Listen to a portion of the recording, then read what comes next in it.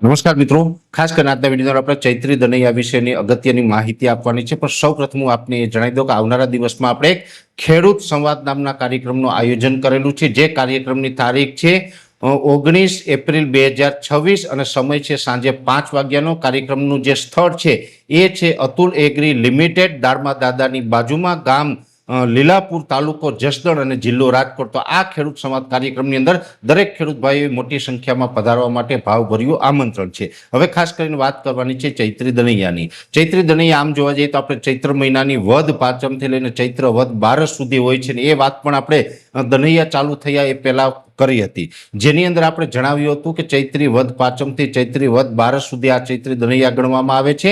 અને એમાં પણ જે આપણે અંગ્રેજી તારીખ હોય તો એપ્રિલ મહિનાની 7 તારીખથી લઈ અને 14 એપ્રિલ એમ આ જે 8 દિવસના જે ચૈત્રી દનૈયા હતા એને ગણવાના હતા. એની અંદર પણ આપણે એ જણાવ્યું હતું કે ચૈત્રી દનૈયા નબળા ગયા તો એના સંકેત શું હોય, તો કે ચૈત્ર મહિનાના જે દનૈયા ચાલતા હોય એ દરમિયાન આપણે આકાશમાં વાદળછાયું વાતાવરણ ન થવું જોઈએ, એની સાથોસાથ કોઈ જગ્યાએ માવઠાના વરસાદ ન પડવા જોઈએ અને સાથે કોઈ વિસ્તારની અંદર ઝાકળ વર્ષા જોવા મળે તો પણ ચૈત્રી દનૈયું નબળું ગયું ગણાય. પવનની ઝડપ જો સામાન્ય કરતાં અતિ વધારે હોય તો પણ ચૈત્રી દનૈયાના નબળા સંકેત મળે છે. સાથે ટેમ્પરેચર છે એ પણ સારું હોવું જોઈએ. જો તાપમાન નીચું રહે તો પણ એ ચૈત્રી દનૈયા નબળા ગયા ગણાય. આ આપણે ચૈત્ર મહિનાના જે દનૈયા ચાલુ થયા એ પૂર્વે આપણે બધી જ માહિતી આપી હતી. હવે આપણે દનૈયા છે પૂર્ણ થઈ ગયા છે 14 એપ્રિલ એટલે કે પરમ દિવસે આ ચૈત્રી દનૈયા પૂર્ણ થયા છે. તો હવે આપણે વાત કરવાની છે કે દનૈયા કેવા રહ્યા. પહેલી વાત આપણે એ જણાવી દો કે જે પ્રથમ દનૈયું હતું 7 એપ્રિલના રોજ એ લગભગ 90% વિસ્તારની અંદર નબળું રહ્યું હતું. પછી બીજું દનૈયાથી આપણે સારા દનૈયા રહ્યા છે, એટલે કે નબળા નથી રહ્યા પણ મધ્યમ રહ્યા છે. વચ્ચે એકાદ દિવસ ઝાકળ પણ અમુક વિસ્તારમાં જોવા મળ્યો હતો. અમુક વિસ્તારમાં પવનની ઝડપ છે એ પણ નોર્મલ કરતાં થોડીક વધુ જોવા મળી હતી. પણ એકંદરે જે તાપમાન હોવું જોઈએ એ તાપમાન આપણે ચોક્કસથી જોવા મળ્યું છે. ચૈત્રી દનૈયા દરમિયાન એવરેજ તાપમાન છે 40 થી લઈને 42 ડિગ્રીની રેન્જમાં, અમુક વિસ્તારની અંદર 42 પ્લસ પણ તાપમાન નોંધાયું છે. એટલે તાપમાન જે હોવું જોઈએ એ આપણે ચોક્કસથી પોઝિટિવ હતું. પછી અમુક દિવસોની અંદર આપણે ઝાકળ જોવા મળ્યો અથવા તો અમુક વિસ્તારની અંદર પવનની ઝડપ જોવા મળી. એટલે આ તમામ જે આપણે આખું એનાલિસિસ કરવા જઈએ તો ચૈત્રી દનૈયા છે એ નબળા તો નથી પણ એની સામે સામે બહુ સારા પણ નથી. એટલું ચોક્કસથી કહી શકાય કે મધ્યમ પ્રકારના ચૈત્રી દનૈયા આ વર્ષે રહ્યા છે.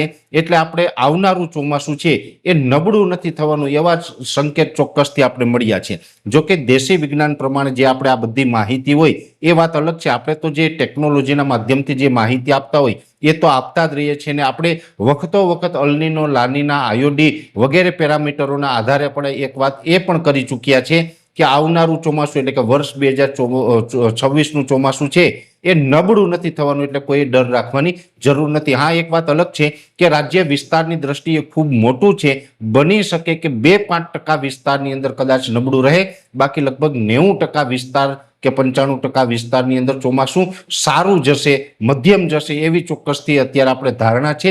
જેમાં આધુનિક પેરામીટરના આધારે પણ આપણું એક અનુમાન છે અને સાથે સાથે જે દેશી વિજ્ઞાન, જે ખગોળ વિજ્ઞાન કહીએ છીએ, દેશી વર્તારો જે મિત્રો કાઢતા હોય છે એ દેશી વર્તારામાં પણ હોળીના પવન હોય અથવા તો જે કસ કાતરા છે વગેરે જે પેરામીટરો જોવામાં આવતા હોય છે એ તમામ જે સંકેતો છે એ પ્રમાણે પણ નબળા ચોમાસાના સંકેત હજુ સુધી મળ્યા નથી. વારંવાર આ વાત એટલા માટે કરવી પડે છે, ખાનગી એજન્સી સ્કાયમેટ અને જે આપણી સરકારી સંસ્થા હવામાન વિભાગ દ્વારા ઘણી જગ્યાએ નબળા ચોમાસાની પણ એક આગાહી આપી છે.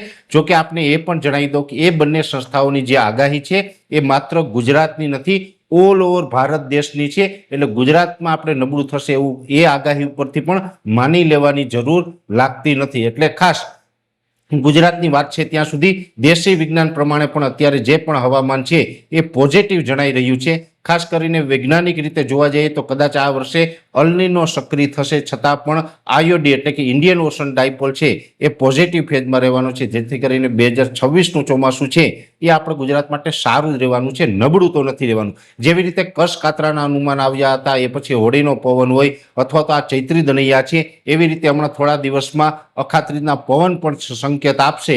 અને અત્યાર સુધીમાં જોવા જઈએ તો જે પણ 70% જે અમુક જે દેશી વિજ્ઞાન પ્રમાણે જે અનુમાન આવતું હોય એમાં 70% કેસ તો એવા છે કે જેમાં મધ્યમથી સારા ચોમાસાના સંકેત મળ્યા છે.